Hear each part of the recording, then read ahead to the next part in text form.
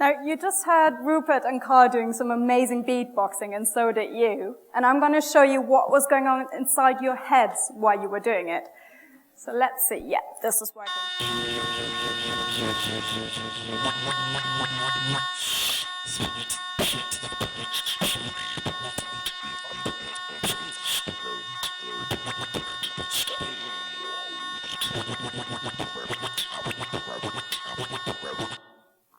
So you all just did that. It's pretty amazing. Yeah. I have another little video for you, and this time there's someone in the scanner doing a similar thing, but instead of beatboxing, this person is actually talking. Now the sound is a bit weird, but just bear with me for a minute.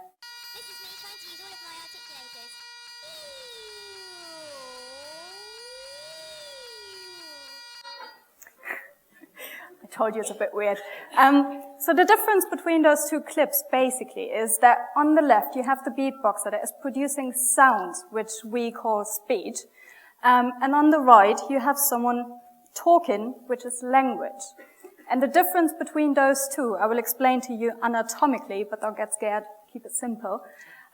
So basically for both, you use the same anatomical apparatus. You use your tongue, your facial muscles, your vocal cords, and you need to control your breathing tightly. But the difference is that for speech, you mainly use your motor cortex on the left there, whereas for language, I'm using my area for talking at the moment, whereas you in the audience are using this area to understand what I'm saying. Now, those two areas are tightly connected by a structure called the arcuate fasciculus.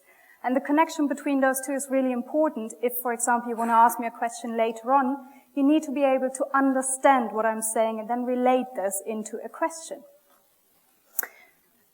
And the basic difference is they're both using the same apparatus but different brain areas. Now, how do we study language in the human? Well, one obvious method is to get a person here represented by my colleague Michel Thibault-Deschotten, and you just talk to them.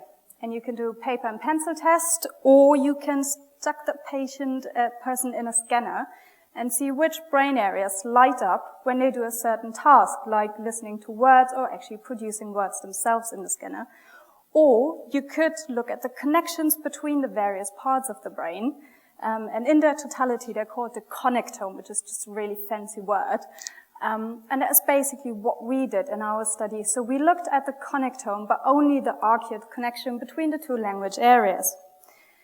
Now, within the population, you can find the arcuate in all of us in the left side of the brain. And when you do a language test, what you see is that the better connected those two areas are, and the faster they communicate, the better you are at learning words. Now, some of you might see that it says 60% up there. The reason for this is that there is 40% of us that will have a similar connection in the right side of the brain. And this is important because if you do a language test again, what you see is that those people that are more bilateral in their anatomy actually perform better on language tests. Now, this becomes really interesting if, for example, you have a stroke to the left side of your brain and you will lose your language functions, which we call aphasia. Now, aphasia is a disturbance of the comprehension or the articulation of language that is caused by brain damage.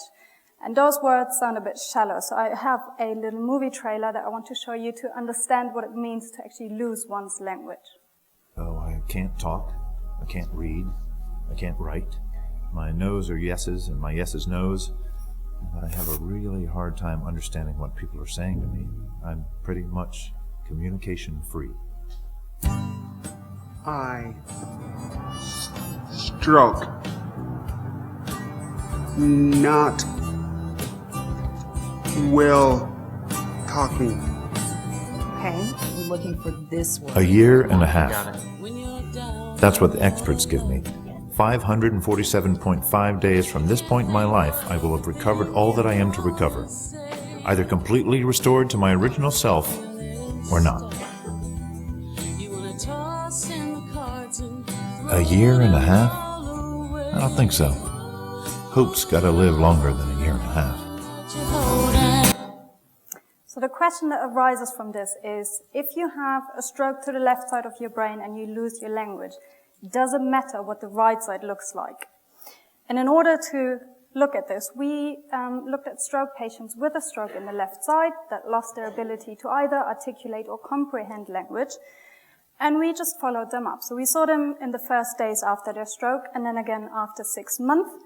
And if you now imagine that on the vertical axis here, you see their language performance, and the higher means the better, and each of these lines represents one of the patients that we looked at, you can see that initially, after days of stroke, they were all a bit poorly on their language scale, whereas after 6 months, they were doing a lot better, but to a different degree.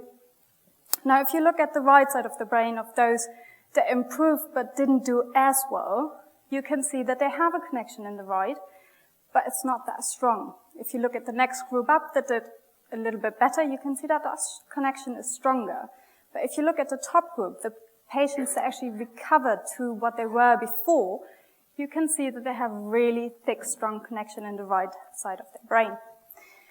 Now, the conclusion from this is we are all different in how well we use language, and we're different in the anatomy of our brain. And for some of us, this difference might be advantageous at some point in our lives. And for the future, we should aim to understand better how we can enhance those connections before we even encounter neurological illnesses, but also how we can use them to repair or restore some of the function after a stroke. And the bottom line is that hopes get to live longer than half in a year, and you can actually see improvement way beyond that time scale. And those are all the people that helped with the study. Thank you.